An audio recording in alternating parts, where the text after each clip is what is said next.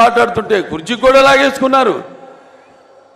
అటువంటి దుశ్చర్యలకు పాల్పడితే వాళ్ళంతా కూడా మరి ఆయనకి సైనికుల్లాగా ఉండి ఈ 2000 ఏదైతే 26 రోజులు ఆయనకు అండగా ఉన్నారో వాళ్ళందరికీ సుశిక్షితులైన సైనికులందరూ కూడా నా అభినందనలు తెలియజేసుకుంటూ మరి నేను ఇక్కడ అంటే సమాజమే దేవాలయం ప్రజలే దేవుళ్ళు అందులో నేను ఒక అర్చకుణ్ణి అని నినాదంతో ఆనాడు నందమూరి తారక రామారావు గారు తెలుగుదేశం పార్టీని స్థాపించడం జరిగింది. అంటే నటులు కేవలం సినిమాలకి పరిమితం కాదు, నటులు కేవలం రంగు వేసుకుని ప్రజలకి దూరంగా ఎక్కడో షూటింగ్లు చేసుకుంటూ కాదు. నేను వాళ్ళ సోదరుడు పవన్ కళ్యాణ్ని సినిమాల కంటే ఎక్కువ ఈ రోడ్ల మీద చూస్తున్నాను, సభల్లో చూస్తున్నాను. అంటే నేను చెప్పొచ్చేది ఏంటంటే సినిమాలే కాదు, మన ప్రతి ఆ సినిమాల ఫలితంగా మనకు వచ్చే ఆదరణ అభిమానాన్ని నాన్నగారు ఎప్పుడు అంటుండేవారు, ఏ రుణం మనం పెట్టుకోకూడదని. అది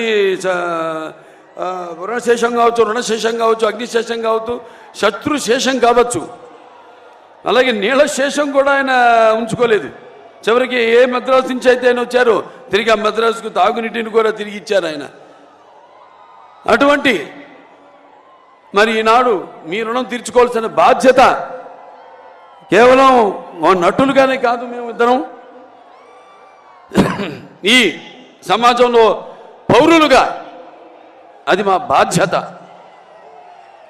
అని తెలియజేయడానికి మరి ఆనాడు సోదరుడు పవన్ కళ్యాణ్ గారు పార్టీని స్థాపించారు. జనసేన పార్టీని ఎన్నో ఏళ్ల క్రితం 2014లో 2008లో 14 అప్పటి నుంచి కూడా ఆయన పోరాటం కొనసాగిస్తూనే ఉన్నారు.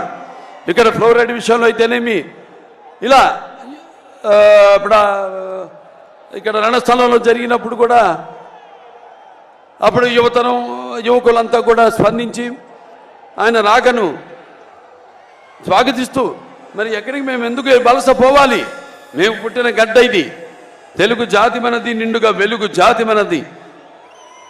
ఎక్కడైతే మనం వాళ్ళంతా ఆనాడు చంద్రబాబు నాయుడు గారి యొక్క దూరదృష్టితో అటు ఐటీ రంగం అయితే సైబరాబాద్ సిటీ అయితేనేమి, లేకపోతే ఈ యొక్క ఎన్నో అభివృద్ధి పథకాలు తీసుకురావడం ముందుకి, అలాగే ఈ యొక్క మహిళలకు ఈ యొక్క డ్వాక్రా మొట్టమొదటిసారిగా దేశంలోనే ఈ పొదుపు స్కీమ్ తీసుకురావడం అయితేనేంటి, ఇటువంటి ఎన్నో కార్యక్రమాలు చేపట్టడం వల్ల ఆనాడు అందరికీ ఉపాధి కలగడం జరిగింది. మహిళా సాధికారత, వాళ్ళ కాళ్ళ మీద వాళ్ళు నిలబడి వంటిని కుందేళ్లు కాకుండా వాళ్ళు కూడా సంపాదించి మరి వాళ్ళు కూడా